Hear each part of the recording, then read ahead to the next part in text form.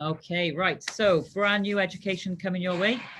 Today we're talking about food cravings. Okay, so this is going to be a two-part series. You got me, Sam, and Sully on this call. I'm going to teach you all you need to know about these sort of things and what you can sort of do to overcome cravings if it's something you struggle with in terms of trying to stick to your your nutrition plan or diet, however you want to word it. So yeah, good group of coaches here tonight. So guys, so this is going to be, like I say, a two-part series. So these are the key objectives we're going to achieve over the course of the two parts. But what we'll do, we'll probably just touch on the first two or three tonight, which is sort of the what are cravings, why we have them, how we can potentially overcome them, those sort of things. So yeah, I'll run through them all. So we're going to identify, what food cravings are, and like I said, why we have them, what that can mean in terms of why we get them. So there's usually a reason behind everything, so we're going to just sort of explore that. We're going to have a look at emotional eating as well and compare that with physical hunger, and just so identify the differences between the two. And the last 3 points will be more so next week, but we're going to also look at identifying some of the best foods that can help with cravings, discuss certain outside factors which can have an influence and make these things particularly worse, and then sort of identify how to beat cravings. Okay, so let's get this ball rolling. So what are food cravings? So pretty much in a nutshell, they're like an intense desire for a specific food 9 times out of 10. And I think we all get them, on a daily, weekly basis. What are you like, Sam? Do you get cravings often? Yeah, I can do. I think it differs when, and I think a lot of it comes down to like circumstances as well. So if I'm used to having a certain food when I go somewhere, obviously cravings are higher then because it's routine, right? Yeah. So it's routine for me. If I get into like a bad habit, it becomes a routine. Whether it's a iced lolly before bed or a tub of Ben and Jerry's on a Saturday night. We get into those habits, don't we? So yeah, it's all about changing your mindset, I guess, as well. A lot of it is mindset and getting into that routine. But yeah, I definitely get cravings 100%. I'm a normal human too. Yeah, so we all get them. It's a case of don't beat yourself up too much about it, guys. It's sometimes it's circumstantial, it can be habitual, part of your routine. So yeah, it's very, very normal to get food cravings. So you're not a bad human being for going, having these those little moments. So cravings are pretty much caused by regions of the brain. Some of the regions which are responsible for memory, pleasure, and reward are the culprits here for bringing on cravings. In terms of like the research that's out there, apparently cravings can last for 3 to 5 minutes, although in the moment can feel like a lot longer. Well, for me anyway. And usually, like what people crave is it's very individualized, so it can be different for everyone. But usually, like stereotypical things we hear about, it's like junk or processed foods, which are usually high in sugar, salt, and fat. So like I think you mentioned there, Sam, like ice cream before bed. So those sort of things, isn't it? They're stereotypes. And yeah, in terms of like cravings, they can be a little bit of a roadblock for people, especially if you're trying to maintain a healthy diet, whether you're like working towards a fat loss goal, more of a health goal, or trying to put on muscle tissue and trying to eat good quality foods to achieve that.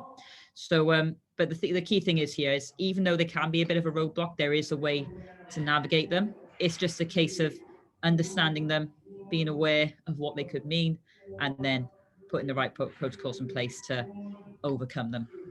Okay. So yeah, in terms of why do we get cravings, there's a few things which can bring them on. Some of them I've got listed here. So hormonal imbalances, so things like leptin, serotonin, cortisol is off. When you're pregnant, we hear about you hear about all the time people who are pregnant having crazy sort of cravings going on. Can't think of any examples right now, but yeah, some weird stuff. So and I know with cortisol as well, I was reading recently how if you're highly stressed, if you're in a highly stressed state all the time, obviously cortisol is elevated. One of the ways to bring that back down, apparently, is bringing insulin up. So yeah, if cortisol is high, you crave carbohydrates, which brings on that insulin response, and then that brings cortisol back down. So that's just a little example there of a hormonal balance. So is that right, Sam, in what I'm saying there? Yeah. So insulin, when you release insulin into the bloodstream by the pancreas, it's going to have a negative effect on it's going to lower cortisol levels. So that's true. And then obviously what can happen then is if you've got chronic levels of cortisol and it's always getting elevated because maybe your boss is putting deadlines on you, or there's tension in your team in work, or you're not sleeping well, maybe you're overtraining. You can't keep bringing it down because it keeps going back up. All right. And then obviously when you keep trying to bring it down with using carbohydrates, you get then, your blood sugar levels get very imbalanced then. It's a hard one, you rather than trying to bring cortisol down, you've got to rather than trying to bring it down through sugar or insulin, rather, you want to try and bring it down naturally if you can. So cortisol management will definitely help with your cravings. Yeah, and you touched on sleep there as well. I remember doing like a social media post before, and it's in the we cite this book all the time, but Matthew Walker, Why We Sleep, fantastic book. But yeah, like the effects of leptin and ghrelin as well. I can't remember which way around they are, but like one is like the hunger hormone and one is the satiety hormone, isn't it? So when we don't sleep properly, we feel hungrier, which means we're gonna want to eat more food, and then when we do eat, the satiety hormone is suppressed, so there we don't feel full, do we? So this again, it's just those things being off balance just by lifestyle factors can bring on these sort of things as well, these cravings. Some of the other things then, so endorphins, so, after we eat certain foods, that can trigger the release of endorphins, which is like a bit like a pleasure thing, a reward sort of feeling, and that can sort of create like almost like an addiction effect then with certain foods. Emotional as well. So emotions can bring on certain cravings, especially like, if someone comfort eats, they reach for a certain food in that moment. The next time they feel they're in that similar sort of mindset or emotional state, it can trigger that response to reach for that sort of food again. So again, that's like a bit habitual there. And lack of nutrients as well. So it's been found there is a connection between cravings and micronutrition.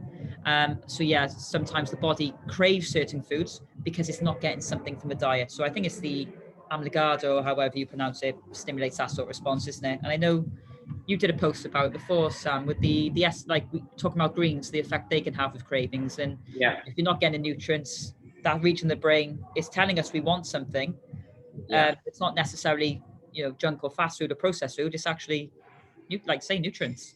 Yeah, it starts from the pituitary gland. Okay, so that's obviously linked to that. That's going to send signals to your brain if it's not getting the nutrients it needs. So it'll tell your brain that you need more food, because it's not satisfied. So and it's not calories that obviously decrease the signaling from the pituitary gland to the brain. Is actually micronutrition. So we're talking about vitamins, minerals, antioxidants, phytochemicals. Real food basically. So and the body doesn't work with vitamins in isolation. They all work in synergy. So it's not a case of just taking vitamin C or anything like that, because we get an interesting study on an apple. People take Berocca all the time and it says like 5 milligrams of vitamin C, or 200 milligrams of vitamin C, sorry. But the brain, the body only actually gets around 5 milligrams of vitamin C because of the bioavailability. Okay, because your body doesn't want 200 milligrams of vitamin C at once. It wants the vitamin C with the other nutrients that it absorbs.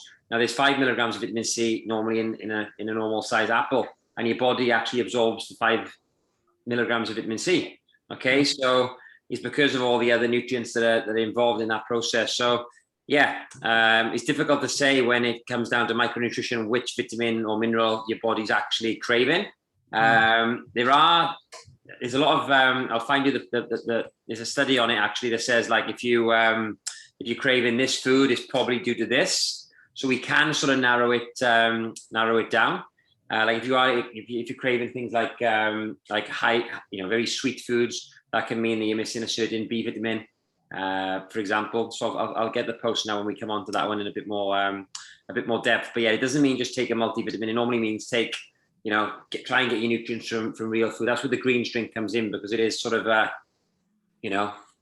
it's a drink. You can obviously drink it. Obviously, water could be another reason why you're craving food. People confuse hunger for thirst. So it ticks that box as well. It's got a taste to it, so maybe you just want something to taste. That could be another thing that helps with the craving. But if your body's got all the nutrients, in a way that's provided by nature, that's going to have a much bigger effect on cravings, I think, than just taking a isolated vitamin, like a vitamin C or Berocca. Yeah. The case of just trying to have like a wide and varied diet of good quality food, really, to sort of tick as many boxes as we can in terms of micronutrition, isn't it? Yeah, exactly. It's like eating the rainbow, 100%. That's it, but not Skittles, yeah. Not Skittles. Okay, so in terms of types of cravings, there's two sort of known types. We've got selective and non-selective. So selective tends to be, cravings for specific things. This could be like your favorite chocolate bar, your favorite burger from McDonald's, or whatever your favorite restaurant is, or just a bag of crisps. Certain things where in your head you're like, I must have this thing right now. Whereas non-selective is just pretty much a desire to eat anything. So you're not too bothered what it is. You just want something to satisfy that craving and that hunger. So on that one, I found I've got it in my notes here. So I was telling one of my clients about this morning, actually. Okay, so if you crave salty foods, such as things like chips, pizza, that's normally it could be due to a lack of tryptophan or chloride. So they recommend like cheese, fish, sweet potatoes, spinach. Sea salt is good. So adding more salt to your food, you're craving something salty. So give your body what it wants, but a healthy version. Don't get on the call to Domino's. If you're craving chocolate, that's a lot of the time due to a magnesium or zinc deficiency. Okay, so the key is, make sure you are taking your optimal levels of zinc and magnesium. Obviously, we've got our own supplement that does that as well, because it's something I believe all clients should take. But we're not saying have a Galaxy, opt for a 70% or higher dark chocolate. Okay, if you're craving sugar or bread, which is, I think, everyone, all right, everyone craves these foods. Make sure you're hydrated. Add citrus to your water and opt for some fruit. Okay, that can work. Obviously, sugar contains natural fruits in the form of like fructose. Okay, so that's a good way to give your body what it wants, but also give it something that's gonna tick those micronutrition boxes. If you crave fatty foods, eat a meal with protein and good fats. So eggs are a good one, obviously, because you're giving your body what it wants, giving them the fats, but it's the good quality omega-3 fats in the egg yolk. Maybe cook some, and you can cook the eggs in coconut oil. So it contains the MCT, which is the medium chain triglycerides, which is giving your body the omega-3 and the MCT, so you're getting different variations. Meat and nuts is obviously a good one. So if you're craving something like really fatty, maybe have a small handful of cashew nuts. Obviously avocado is another one as well. Meat, fish slices, some cheese can work. All right. And if you crave sugary candy or sweets, we call it in the UK, you probably need sulfur. So this is where more cruciferous vegetables to manage the blood sugar levels will help, and you can make them funky as well by adding things like garlic, onion. You don't got to just eat like broccoli, So it's some really good recipes actually in the SOS recipe books with broccoli, just to make it a bit more interesting, So yeah, that's quite interesting. So if you are craving those foods, maybe there's some tips there that can help people. Dave. And then the last point then on non-selective cravings is something that Sam mentioned on when we were chatting a few minutes ago, where sometimes the signal for hunger is very similar to the signal for thirst. So sometimes drinking water can help with that sort of feeling. So yeah, if you're you're sort of craving something, but it's pretty much anything, then start off by having a little bit of water first and see if that just subdues that hunger a little bit, because it could just be a bit of a dehydration effect going on. So yeah, so what do cravings mean? We sort of talked about this already, but it's a signal from the body that it needs something. So it's asking you to do something. So the body likes to maintain homeostasis. So it keeps everything in certain ranges and then tries to maintain a balance. So when it's not getting something it wants and it needs, it's going to make you uncomfortable in order to force us to take action. It's a bit like the thirst reflex. If we get if we're dehydrated and you get to that point where you're so thirsty, you're really uncomfortable, it forces you into action to get a bit of water down you and sort of quench that thirst. So yeah, the body is very clever. It will make you uncomfortable if it's not getting something to force you to take action and try and resolve that. So yeah, sometimes when we're craving something, there's usually a physical reason behind that craving, which is what Sam touched on there. If we're not getting certain things, then the body's going to, crave certain foods. So one of the reasons we may have cravings is a need for energy. So especially if you're on a fat loss phase, you're going to crave more food because, we're in a calorie deficit. We're not giving the body the energy that it needs. We're creating an imbalance almost in terms of energy. So we can promote weight loss and fat loss and all those sort of things. And then because of that, the body's not happy. It wants to maintain balance. It doesn't want to lose weight. So it starts ramping up those cravings and those hunger signals to try and get you to go out and look for more food. So, in terms of if this is you're on a fat loss phase, you're trying to stick to your calorie deficit, but it's challenging sometimes, then the most powerful things you can do or things you can work on is making sure you're getting adequate sleep. So, your leptin and ghrelin are in balance. So you're not getting those ramped up hunger signals and then that lack of satiety. And, make sure you're getting adequate recovery in between workouts as well. And then, if you are regularly getting these cravings, then sort of look at the food you've been eating.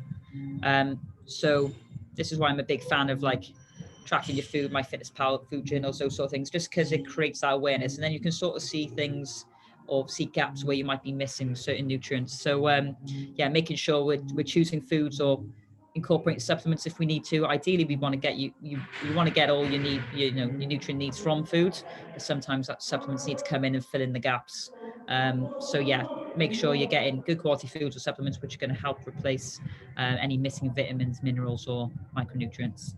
And again, this is even more important when you're in a calorie deficit because you're limited, limiting what you're having on a daily basis. So you want to make sure what you are getting in within your calorie allowances, it's going to nourish you as best as possible. Do you sort of agree with those sort of statements, Sam?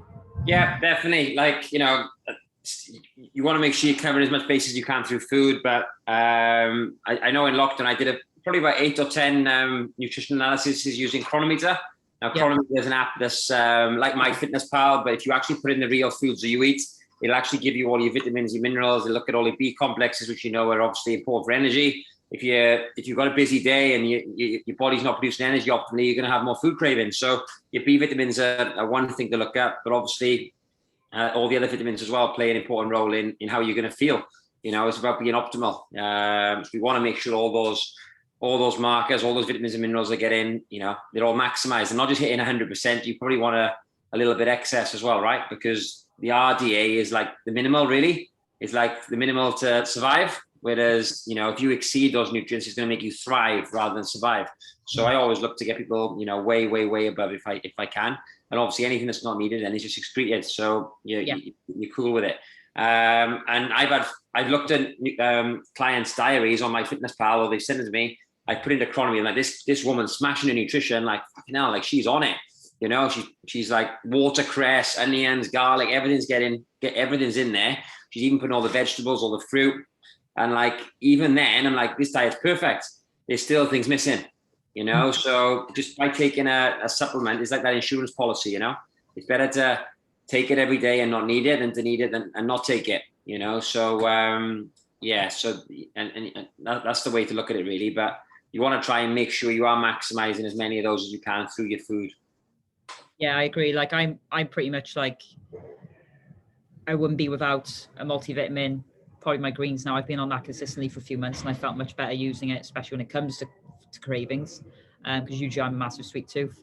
There are at least two things. And like you say, the zinc and magnesium as well is probably three things that pretty much everyone could benefit from. Just like you say, just as an insurance policy, cover all the bases just in case we're not getting everything we need from the diet. It'll help with cravings as well. I know this isn't about the immune system tonight, it's about cravings, but all three of those will have a direct effect on cravings. Magnesium especially, because it helps with blood sugar management.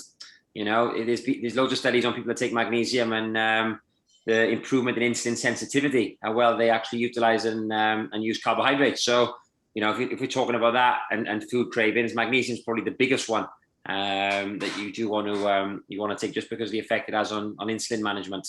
But try and get as much of your nutrients in through food as you can. Eat the rainbow, not Skittles, like Zoe said. But, you know, go back to chronometer every now and again, just maybe for a few days, because you might think you're smashing it with your nutrition and think you might not need a greens drink or multivitamin, etc. And you probably still do. There's still probably things you're missing. So yeah, just stay on top of it. Yeah, I use chronometer like during the first lockdown for a little bit, and yeah, every day I'd be looking at my nutrition report, and there'd always be something missing. It was like you think like I couldn't stomach any more fruit or veg, but there's always a gap somewhere. So yeah, it's a good little if anyone is interested in seeing that, it is a good little tool. Yeah, and if any of my lifestyle clients are watching and they want to go through chronometer, any of my online clients, just let me know. I know you can do the same, Zoe. It is good to see. It's an interesting exercise, actually. Yeah, it is very interesting. Okay, so Sam touched on some of these earlier, but we're gonna just recap. But yeah, usually if you're craving certain foods, there's a reason for it, and it sort of gives you a little bit of an indication of what we could potentially be lacking. So yeah, commonly if you're craving sort of starch and carbohydrates, it could be a sign of low energy. So like I say, this is pretty much to be expected at a calorie deficit, because we need to create that imbalance to create weight loss. So this can also be an indication of blood sugar fluctuation a little bit as well. So you're getting those big spikes in insulin and those big crashes. So in terms of to help counteract these sort of cravings, then make sure we're filling up on fiber-rich carbohydrates, so fruit, root vegetables, and cruciferous vegetables. So yeah, that what happens then with the high fiber content, we get a more stable release of sugar in the blood, which means our energy is more sustained and more stable throughout the day.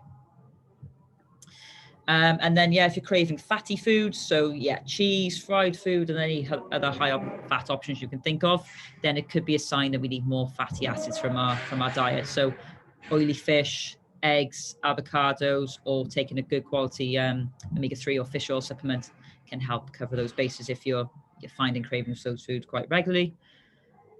Chocolate, another common one as well. So in terms of chocolate, it's an interesting one because it is a combination of fat and sugar. But what you can get from chocolate as well is, vitamins and minerals. I think you said earlier about the dark chocolate, didn't you, Sam? You get some things from that. A lot of magnesium in dark chocolate and more zinc as well. So yeah, a lot more minerals in dark chocolate because it comes from obviously cacao. Okay, it's a higher cacao content, and cacao is a very potent dark antioxidant. Okay, similar to coffee, it is an antioxidant. So yeah, fantastic. Definitely something worth doing, and that's why a lot of people have dark chocolate before they train. Obviously, zinc is a precursor to testosterone. Okay, so and magnesium obviously is one of the minerals associated with helping the body with muscular contraction. So a little bit of dark chocolate before you train with a bit of black coffee to get the caffeine effect, the adrenaline, and some simple carbs, maybe a banana or something like that. Perfect pre-workout combo. And the dark chocolate, because it's high in fat, it'll mean that the banana, the carbs in the banana will get released a little bit more slowly. So the fat sort of have a blunting effect on the insulin response, so to speak. It releases the blood sugar even more slowly. Pomegranate's another one to have pre-workout with the dark chocolate, because pomegranate, that's what Gav used to have, wasn't it? It's a vasodilator. So what it does is it allows your body to open up your arteries. Vasodilate, which is open, and vasoconstrict. So beetroot juice, pomegranate, those types of fruits can have a vasodilation effect, which means you're going to get improved blood flow. Okay, so from a bodybuilding perspective, you can get more more blood into the muscle. You can get more work done because in the blood there's oxygen, and that's what your nutrients are. And that's where the amino acids will be as well if you're eating a high protein diet. So yeah, all of these little things, like they all will make a big difference if you train 4 or 5 days a week, 20 odd times a month. Yeah, 240 times a year. If you're making those 1 or 2% things, these little changes for your workouts, it will have a positive effect over time, So yeah, but dark chocolate's great. That's one of the reasons why people have it pre-workout, because of the magnesium. Yeah. So yeah, if you do find you're getting chocolate cravings, guys, it's like I say, it's not a bad thing. Like I say, we do get some micronutrition from it. So yeah, magnesium, chromium, and B vitamins, as well as some good quality fats, like Sam mentioned. We get that from chocolate. So yeah, having a high percentage dark chocolate, or even if you do like 100% cacao or the cacao nibs, I think they're pure pure cacao. They can be a good source. So you don't necessarily need to ignore the chocolate. You can incorporate it into your routine, but it's just trying to use it in a smart way, rather than just overindulging on it. Because I know, funny if I was talking to Nicola about this in the gym earlier, where the Lindt sea salt dark chocolate, that is dangerous. I cannot control myself around that. Dangerous. You've got the sugar, you've got the salt, you've got the fat. It's a recipe for disaster. So yeah, the higher percentage stuff. So yeah, 19 above is usually the best. And yeah, sometimes like this association with chocolate can actually be a bit of like an emotional response. So when we have chocolate, we get a bit of a happy hormone release. So like serotonin increases. So sometimes just being like non-food treats can help in these situations. So yeah, treat yourself to an early night, have a little bit, cuddle with your pet, a little bit of playtime, or just spend some time with a loved one. So those are some things you can sort of try as well if you do get regular chocolate cravings. Salt then is another one. So yeah, people crave salty foods like crisps, chips, savory snacks, those sort of things. And this tends to be associated with more of like low levels of electrolytes, dehydration, and this could be associated with stress as well. So trying to make sure you got keeping hydrated, drinking plenty of water, and if do struggle with this, then adding electrolytes to your water can help as well, and eating more vitamin B rich foods. So yes, nuts, seeds, whole grains, fruit, vegetables. Again, whole quality, good quality whole foods are gonna help with all these sort of things really. And then this one is weird, unusual cravings. I can't say I've ever experienced this one, but we'll touch on it anyway. But yeah, there is such thing as non-food cravings as well, which apparently are not as unusual as you think, according to our cravings guide. But these are things like cravings like ice, clay, chalk, dirt, apparently. And these point to more of a mineral deficiency. So, eating dark leafy greens, green veg, nuts and seeds can help if you ever suffer with these sort of cravings. Have you ever come across this one before, Sam? I've heard of women wanting to eat coal. Yeah, coal when they're pregnant is one I've heard before. Oh, really? Oh, no, I've heard that one. My mum, when she was pregnant with my brother, she used to crave sugar-coated almonds, and she never eaten them before. Interesting. So crazy. Like through her pregnancy, she used to crave sugar-coated almonds, which are obviously super high fat, super high carb. And then once she had my brother, she didn't ever crave them again. So yeah, that's salad cream. Apparently, she's obsessed with salad cream on everything. Who's that? My mum. Yeah. Salad cream on chips. Apparently, that was the big one. Interesting. Yeah, everyone's different, isn't they? Like I said earlier. Yeah. And then sugar, another common one as well. So this one can be a little bit more difficult to manage because sugar is not really, well, it doesn't really have many nutrients. So in this case, it's not the body crying out for something specific. It's more so this is more of an trying to get quick energy, really. So yeah, just trying to get that spike in blood sugar to get a little boost, whatever it might be you need. So yeah, this can, if you're giving into sugar cravings, it can make dieting much harder. So yeah, try and make sure you're having fruits regularly in the diet. So you are getting sugar, but what you get then that sugar with fruit is the fiber and any other nutrients that come with it. So again, it's just what we said earlier. It's a more slow release amount of sugar, so you don't get these big spikes and these big crashes throughout the day. It's slow release, sustained energy over a longer period of time. And combining these fruit or berries with protein helps again regulate that release of the sugar. So combining like Greek yogurt or cottage cheese with frozen berries and then some dark chocolate, that could be a good little combination. And then moving on to sort of like emotional versus physical hunger. So in terms of like emotional eating, it's important to sort of be aware of what is triggering these responses and these cravings. So a lot of the time we can be aware of them. If we're upset and we want to reach for something, that's quite obvious. But sometimes these emotional responses with food can be a little bit unconscious as well. So like I say, just creating awareness with emotional eating is the good way to go. So common triggers for this sort of eating is boredom, it's habitual, fatigue, so you're tired, and any outside influence as well, like it could be family or friends, that sort of thing. So yeah, it's in terms of trying to overcome emotional eating and those sort of cravings, it's a case of trying to recognize the triggers and the situations that these sort of things happen, and sort of put in strategies or protocols in place to sort of overcome those when they do kick in. And the important thing to realize here, emotional eating is not you lacking self-discipline, or needing to restrict yourself further and eat less. It's just like say, it's increasing awareness, recognizing it, and putting protocols in place to try and overcome it. Do you often get clients who suffer with these sort of eating patterns, Sam? All the time. Yeah, I've got a few clients actually that really struggle with emotional eating, and it's tough because for them, I've got two of them in particular. When they're happy, they celebrate being happy with eating food as like a reward for doing well, and then when they're sad, they eat to make them feel better.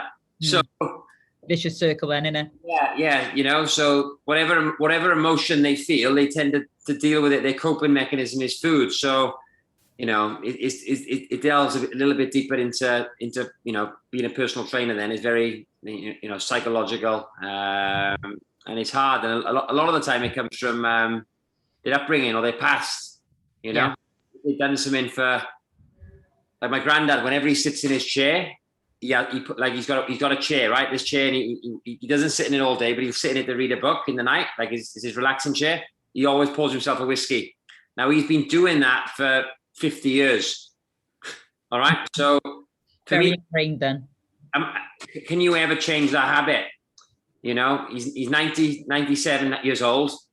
Whenever he sits in that chair, he pours himself a whiskey. So it's probably something I'm never ever going to be able to change. And a lot of these emotional problems are very, deep rooted. And sadly, I have got a few clients that do really struggle with this kind of thing. Atomic Habits is quite a good book if you're looking to break, or not break. Well, yeah, if you want to improve your habits. So like there's I haven't read it in a while, but there's the 4 rules, isn't there? And one of the things is like, if you're trying to promote a habit is make it obvious. So I think the example is James Clear, isn't it? He gives in the book where he wasn't eating fruit because he used to put it in the fridge and put it in the bottom drawer. And every week he'd go in the drawer, the fruit would be gone off, so he couldn't eat it because he'd forget it was there because it wasn't obvious and wasn't in plain sight. So what he started doing then was putting the fruit on the counter.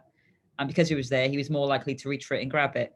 Yeah. And it's the opposite. If you're trying to break a habit, the thing that, it's in your face, make it difficult to get to, put it on the top of the top on the cupboard or something, or just get it out of the house completely. It's put that barrier in between you and the thing you're trying to break from, isn't it? Because like I say, some of these cravings are just habitual. So it's just, we've created this routine. And so whenever we sit in that chair, we fancy that little glass of whiskey. Do you know what I mean? So it's corner there. Can you see my steps in the corner? Yeah, I can see him. Yeah. Hey, well, make it obvious. Yeah, so they're there. Mel, whenever Mel puts them away, I give it around. I'm like, what are you doing? Like, you put my greens away yesterday. I didn't have my greens in the morning, and like my energy levels all day were like suboptimal. I didn't feel like mental clarity. My cravings were higher. So like we just, if you put them in the cupboards, I just get them back out and put them there. But my magnesium as well, it drives you mad. So I got a pot of magnesium by the side of my bed. Yeah. And it's just like this white cabinet, a lovely light, and a pot of magnesium. And I'm like, I need to see it there because it needs to be obvious, No one goes to the bedroom except me here in Sully. Anyway, we live in a 4th floor apartment. So the magnesium, it might look untidy, but don't worry about it. It's just for you to worry about, isn't it? Yeah, exactly. Yeah. So in terms of hunger, physical versus emotional. So there's a few questions you can sort of ask yourselves to sort of identify whether it's physical hunger or emotional hunger, because the lines can be blurred sometimes and it's more difficult to distinguish. But there's certain characteristics which help you navigate which one you're sort of experiencing. And recognizing these things, like I say, being aware of it just helps you overcome those roadblocks if you are finding you struggle with them. So, questions you can ask: does the hunger come on quickly or gradually? Emotional hunger, tends to be quick and sudden. You get that sudden desire to, like, I must have this food right now. I can't wait and I can't cope. So that tends to be more emotional, whereas physical hunger, it's not urgent, it's not sudden, and it builds up over a period of time.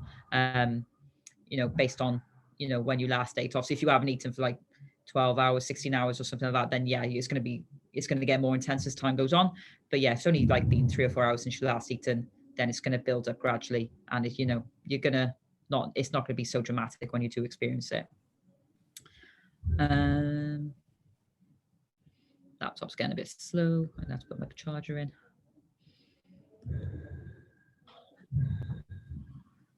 I think it is going to die.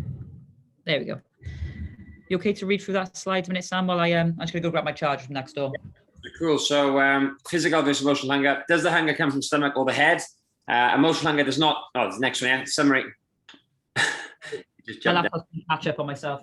That's okay. Emotional hunger does not originate from the stomach, such as rumbling or growling stomach. So you're not going to get those symptoms of the tummy telling you it's hungry. Emotional hunger tends to start as a person thinks about a craving or wants something specific to eat. So it happens more on a brain level. Okay, are there feelings of regret or guilt after emotional eating?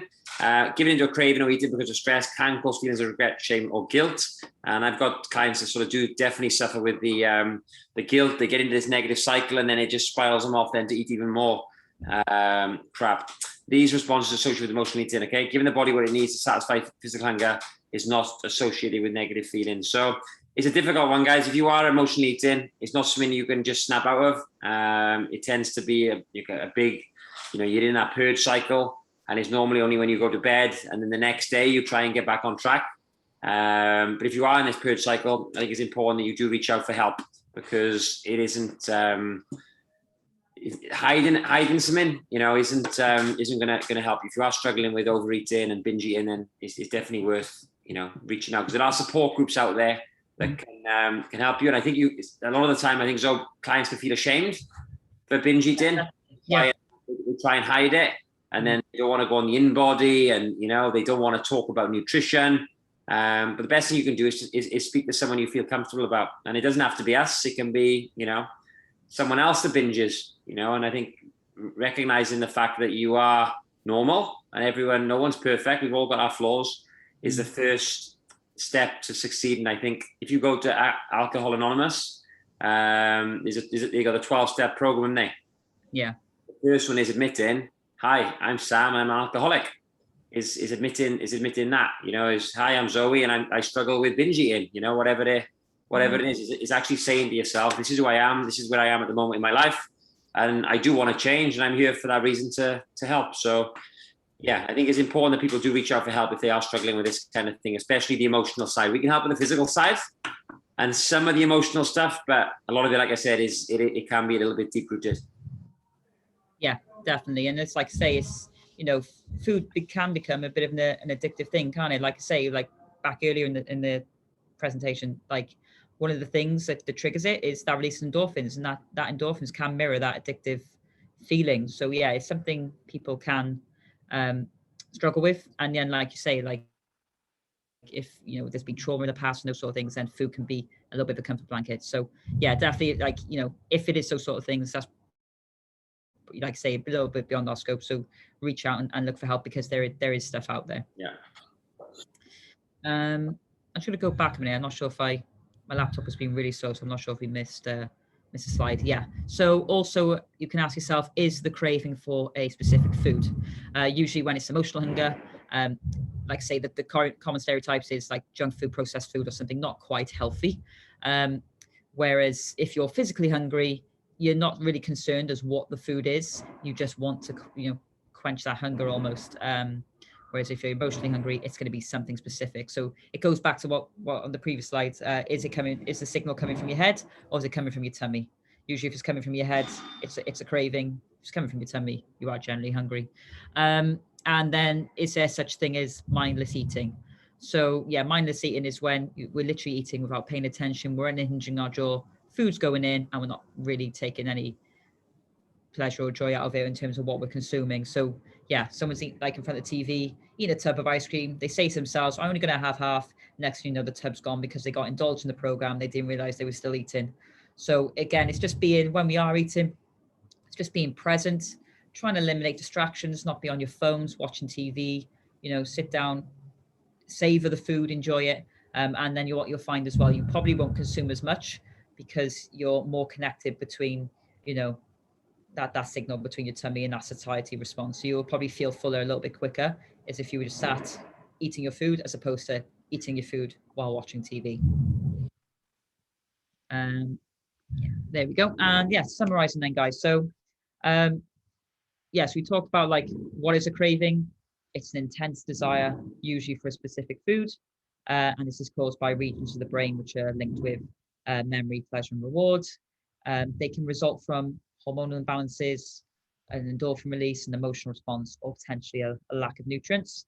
And like we discussed a lot through this, there is a connection between cravings and micronutrition. So often we can crave certain foods because we're lacking certain micronutrients from the diet. And then, yeah, in terms of emotional eating, we touched on that. It's not simply just a matter of lacking self-discipline. There can be some, more reasons behind it, some more deep-rooted than others. And it's not a case of, purging yourself and needing to eat less when these things do happen. It's a case of just, if you make a mistake, you give into a craving, it's not the end of the world. Just, I like the rule, like, again, this is James Clear, of never miss twice. So if you make a mistake, that's fine. Once is not a massive issue. It's when you keep making the same mistake again and again and again, then you start to create a bit of a chain of events. So if you have a moment where you give into a craving, you eat something you feel a little bit guilty about, that's fine. Just get back on plan as soon as you can, whether that's the next meal or the next day. Just move on from it. It's done now. There's no need to purge yourself. It's trying to build up a positive relationship with food, really, isn't it? Because you hear so much about good and bad foods and what we should and shouldn't be doing, but people end up making it worse themselves in terms of their reactions then.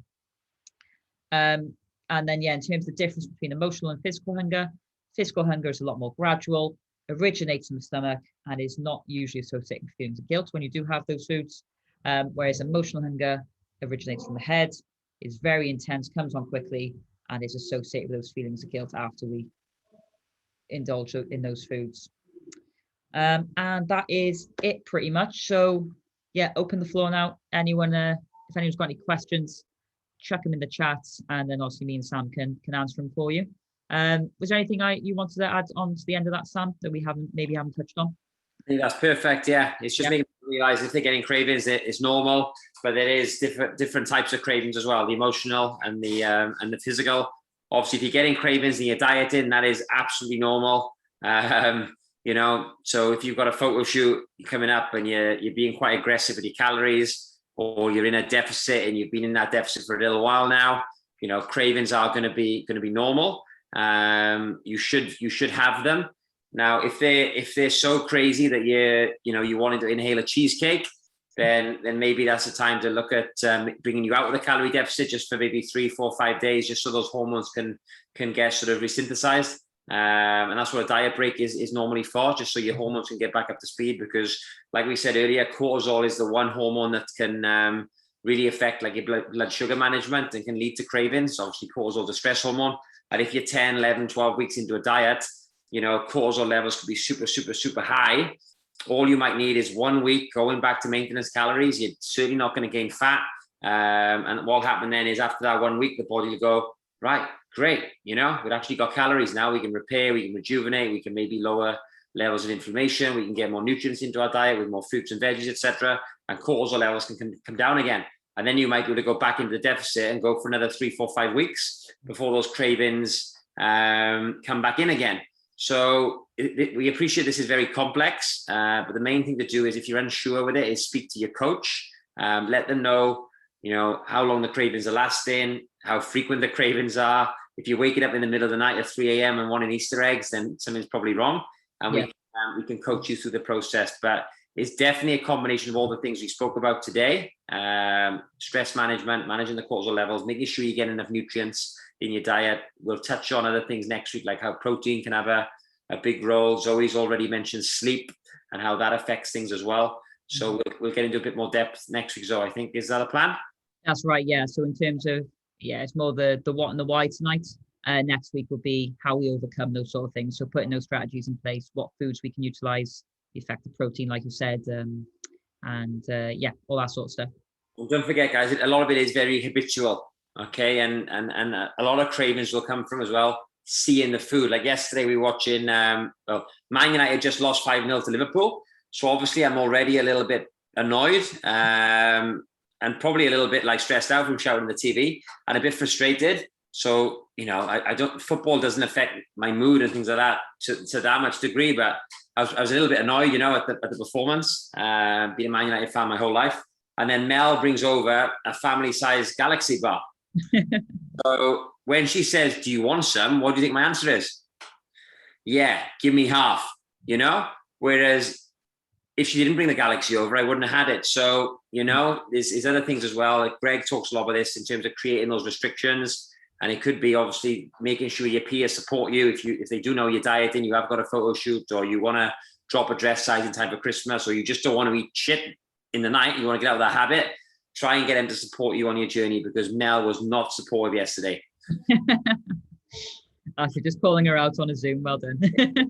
yeah, but it's fine. Like, I know, I get it. Like, I went out for a family meal on Friday, and as you know, like, I'm cutting out gluten and dairy at the moment, which is not easy, especially in social situations. And so my family decided to all order sides of garlic bread, and like I'm sat there, and there's one piece of garlic bread left, and I'm like, someone eat the garlic bread. And I was getting really angry as if someone eat the garlic bread, because I can't cope with it just going to waste. But it did go to waste, and I had to build a bridge and get over it. But yeah, it's funny, like, if people are out, like, it's just that's what we talk about influences, isn't it? That's another reason why people do give into cravings. It's just being in that situation, and, oh, do you want some? Oh yeah, go on then, I'll have some more. Yeah, it could be like for you, like, it's putting, you've got the residual now, the compliance. You've done it for so long and you're feeling better, you could be very compliant now with the no gluten and no dairy, because you've done it for the last 4, 5, 6 weeks.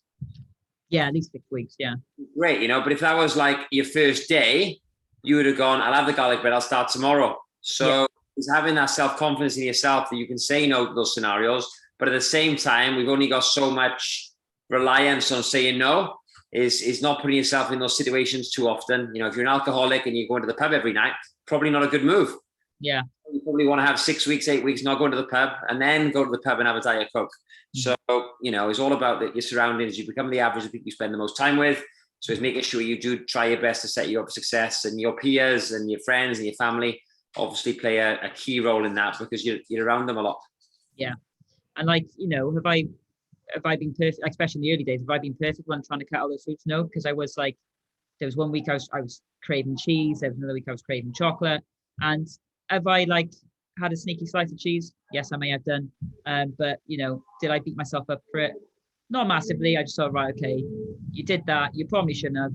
Don't do that again. So yeah, putting those protocols in place. So I've got my dairy alternative cheese now. So if I want cheese, then I go for that, because I'm trying to hide myself away from the I've got my alternative in place, so if I need it, that's my option.